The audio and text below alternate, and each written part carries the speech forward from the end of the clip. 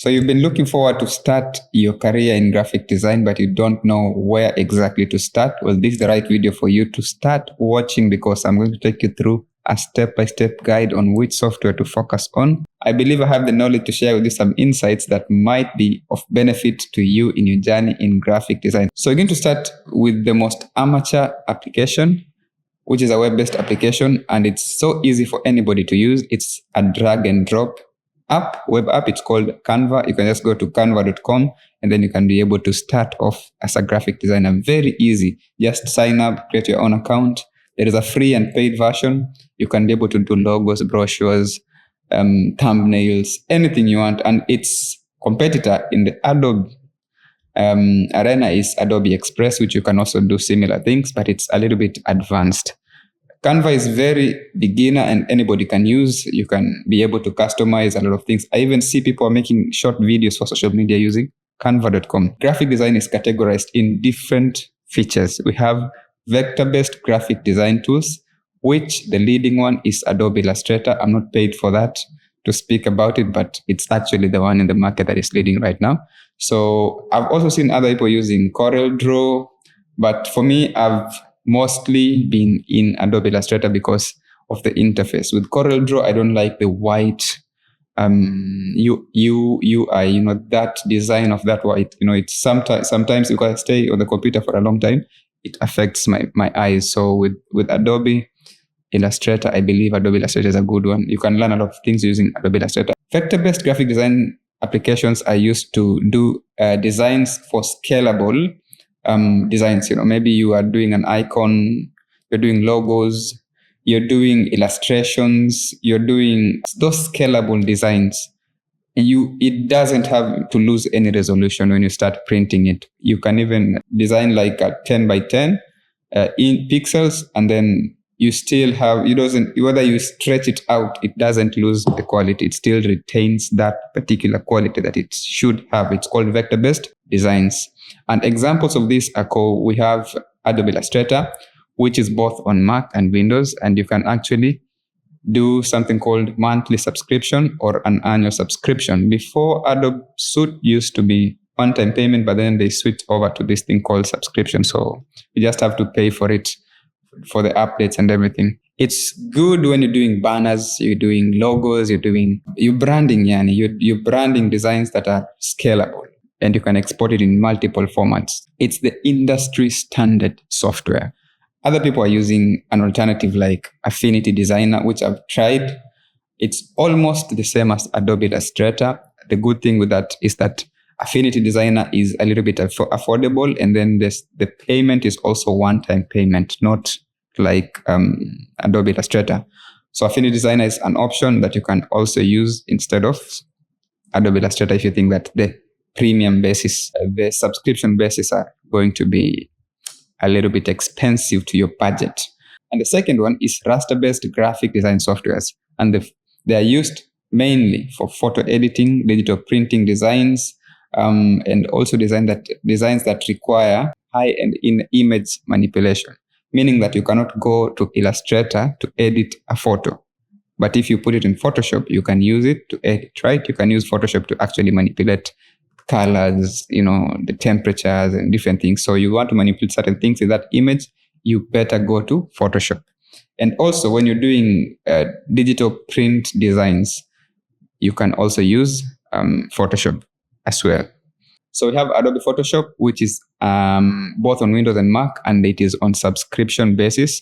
It is part of Adobe Creative Cloud. It is for professionals who are enthusiastic in terms of photography, design, and all those things. Posters, we do that. And its competitor, number one competitor, is Affinity Photo, which, as we said, before we had Adobe Illustrator, and then we had Affinity Designer. Now we have Adobe Photoshop, and then we have Affinity Photo. Affinity Photo is both on Windows, Mac, and iPad, just like its other sister application. One-time purchase, which is also good for people who are on a budget to use this software. If you are feeling that you are imprisoned in Adobe Creative Cloud, move to Affinity. It is better. So those two categories, vector-based and raster-based categories of graphic design, have those ones. And then you have a multipurpose, the one that features all this, which is one for all, right? A software that when you go, you can do everything that you want to do in terms of graphic design. And a good example is Canva. Canva is versatile. You can download it on your phone. You can download it on your computers, Windows or Mac. You can also use the web-based option, which is good.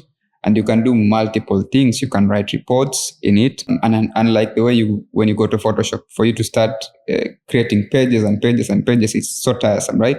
But in Canva, you just duplicate and then it's, you just do that design that you want. You can design logos, you can design printable materials, you can design different, and on a premium account, you can actually do a lot. People even are making videos using canva.com, right? So that is number one. The other one is called Figma. Figma is a web-based application, which is also on Windows, Mac and Linux. It has both free and premium features. I've not used it as much because I'm always on Adobe XD, not on Figma. But it's real-time collaboration, vector editing, phototyping tools. It has both phototyping tools and vector editing capabilities, Figma, as you see, Figma. It's ideal for UI design, UI, UX, user interface, user experience design, meaning that people who are actually doing web design, they can come and use this one to come up with their ideas and prototypes to actually design. Another alternative is Sketch, which is only on Mac operating system. It is subscription based and it's vector editing, prototyping, extensive plugin ecosystem used for UI, UX experience, UI, UX design, focusing on Mac OS ecosystem. So if you're building applications, web apps for Mac operating system, not Android, right? So if you're doing mobile applications, watch iOS, those iOS related applications, you can use Sketch to do your designs there.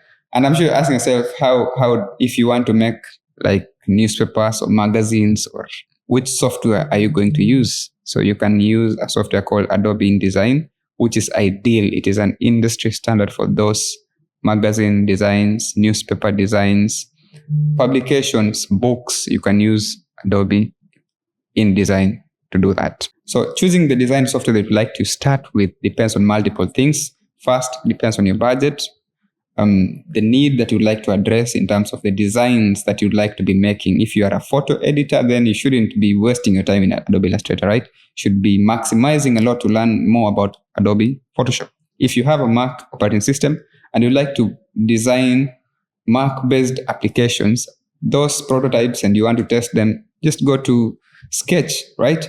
If you do not have a budget at all, then you can go to GIMP, you can use Canva, and then you can start up from there. They are free applications and you can stay there forever, right? But as a starter, just be able to have that interest burning in you to learn something new, to be able to expand the knowledge, and also be out there to yearn for new knowledge, to learn different applications, because every now and then we have different trends in web design, in graphic design, in digital landscape. This world is just expanding, and it's amazing how this journey is never ending anytime soon.